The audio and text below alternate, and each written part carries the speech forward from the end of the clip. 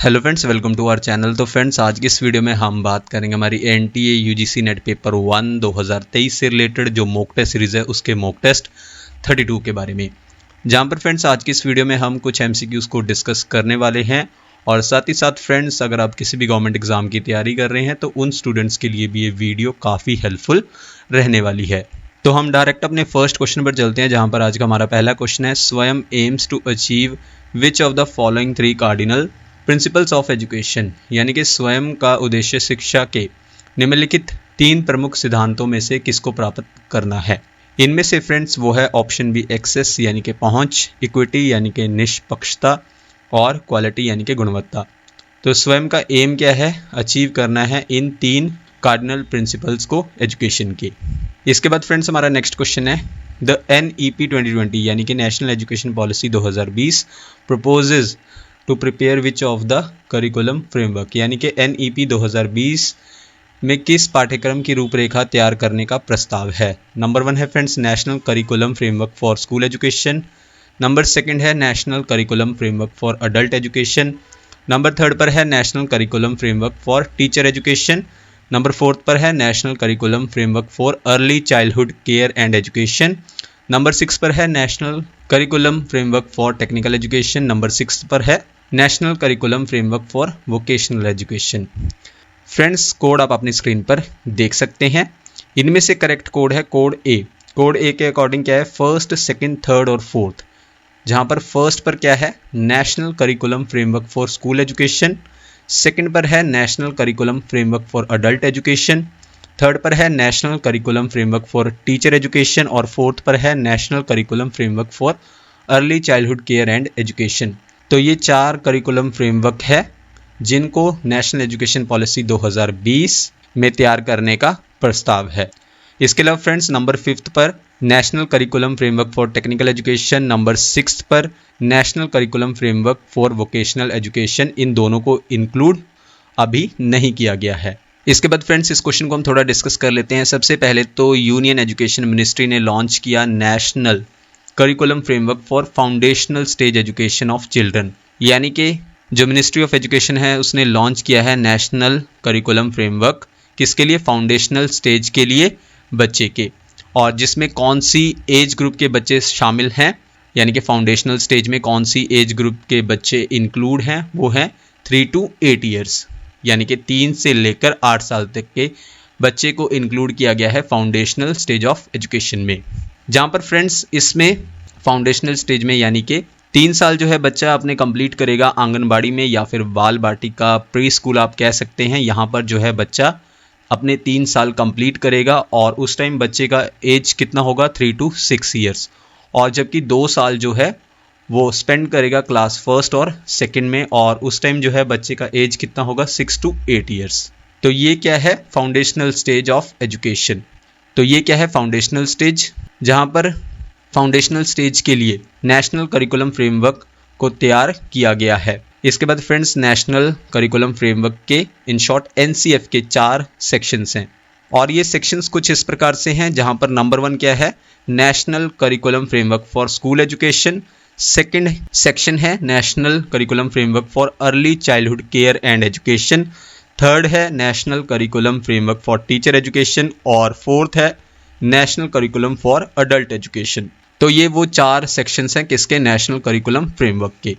इसके बाद फ्रेंड्स ये जो फ्रेमवर्क है फोकस करता है पंचकोश कॉन्सेप्ट पर, जहां पर जोर दिया गया है किस पर, बॉडी माइंड कनेक्शन पर।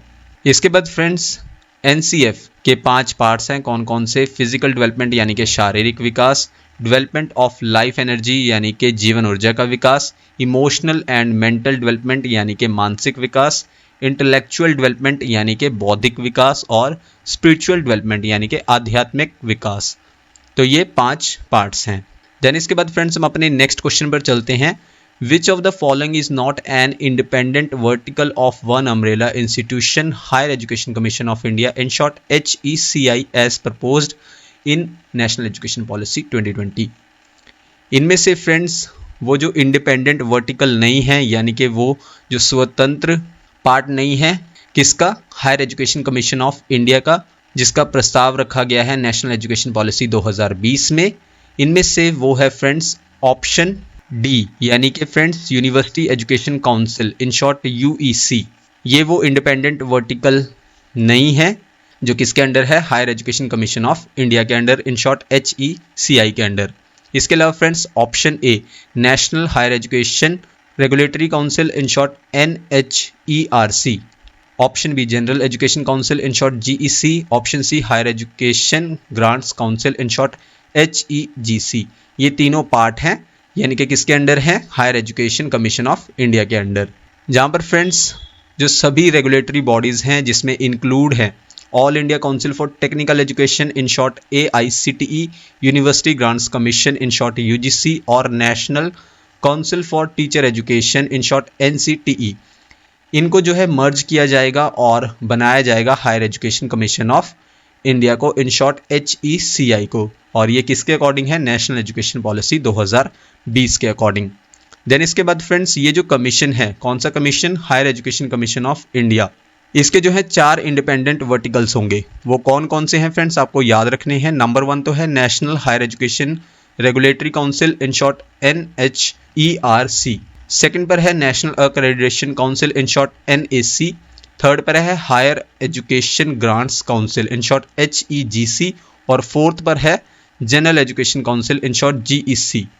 और जहां पर फ्रेंड्स ये जो 4 वर्टिकल्स हैं इनकी अध्यक्षता की जाएगी, यानी कि इन चारों इंडिपेंडेंट वर्टिकल्स के लिए हर एक का प्रेसिडेंट होगा और उन्हीं प्रेसिडेंट द्वारा इन चारों इंडिपेंडेंट वर्टिकल्स की अध्यक्षता की जाएगी। देन इसके बाद फ्रेंड्स हमारा नेक्स्ट क्वेश्चन है, according to the NEP 2020 the aim will be to increase the gross enrolment ratio in higher education including vocational education from 26.3% 2018 to 50% by dash.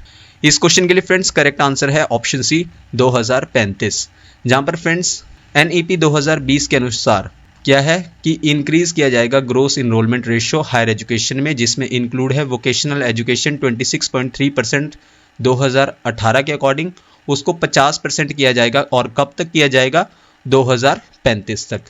जहां पर फ्रेंड्स ये आपका UGC नेट पेपर 1 2022 के exam में ये question पूछा गया था। इसके बाद फ्रेंड्स हम अपने नेक्स्ट क्वेश्चन पर चलते हैं। According to NEP 2020 in the context of adult education the policy aims to achieve 100% youth and adult literacy by dash, यानी कि फ्रेंड्स वयस्क शिक्षा के संदर्भ में NEP 2020 के अनुसार नीति का उद्देश्य कब तक 100% युवाओं और वयस्क साक्षरता को प्राप्त करना है। ये करना है फ्रेंड्स ऑप्शन बी 2030 तक, जहां पर फ्रेंड्स NEP 2020 के अकॉर्डिंग किस कंटेक्स्ट में अडल्ट एजुकेशन की पॉलिसी का एम क्या है कि अचीव करना है 100% यूथ एंड अडल्ट लिटरेसी कब तक, 2030 तक।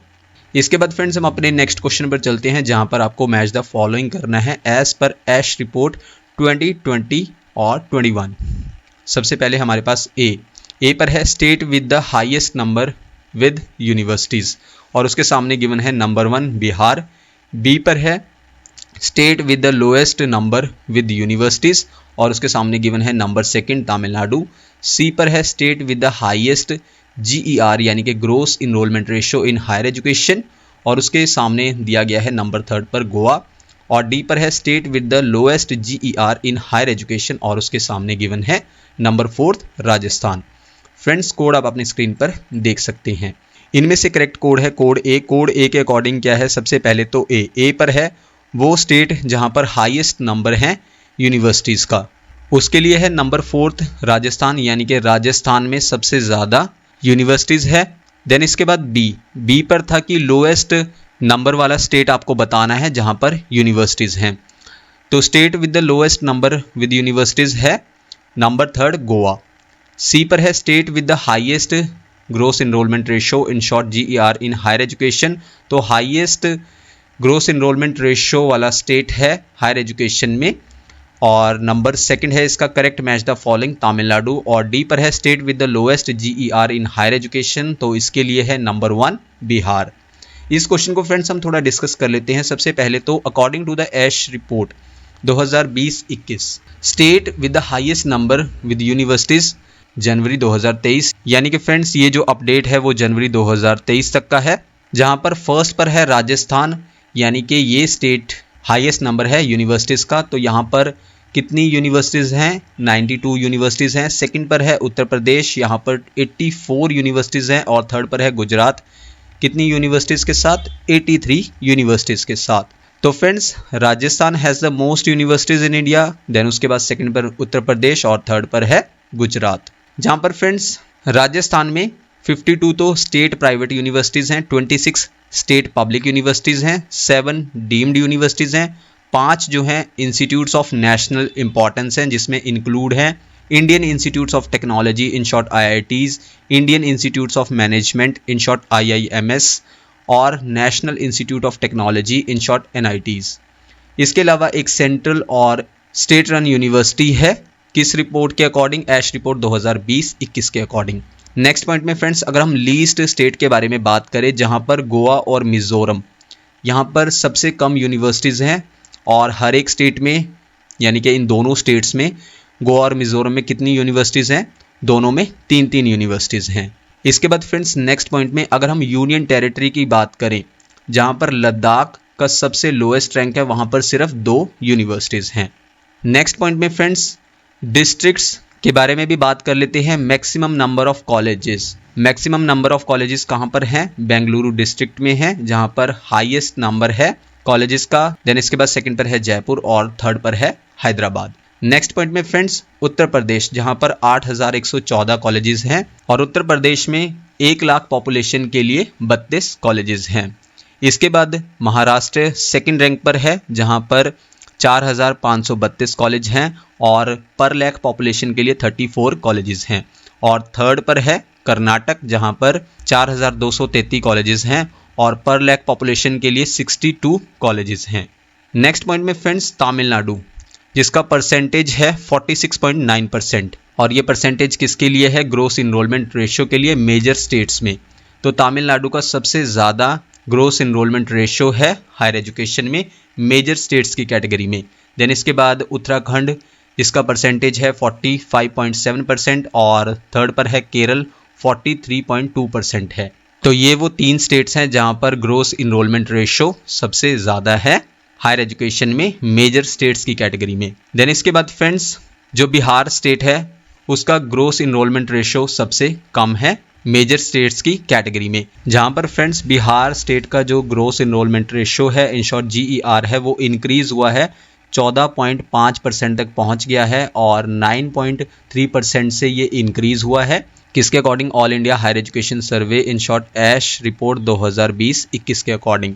और फ्रेंड्स आज का हमारा लास्ट क्वेश्चन है, according to the NEP 2020 what is the new pedagogical and curricular structure of education, यानी कि NEP 2020 के अनुसार शिक्षा की नई शैक्षणिक और पाठ्यक्रम संरचना क्या है? इनमें से फ्रेंड्स वो है ऑप्शन डी 5+3+3+4। तो ये नया पेडागोजिकल और करिकुलर स्ट्रक्चर है एजुकेशन का, किसके अकॉर्डिंग? नेशनल एजुकेशन पॉलिसी 2020 के अकॉर्डिंग। तो फ्रेंड्स ये थी हमारी आज की वीडियो, जिसमें हमने कुछ MCQs को डिस्कस किया। नेक्स्ट वीडियो फ्रेंड्स आपको जल्दी चैनल पर मिल जाएगी। So thank you friends for watching this video.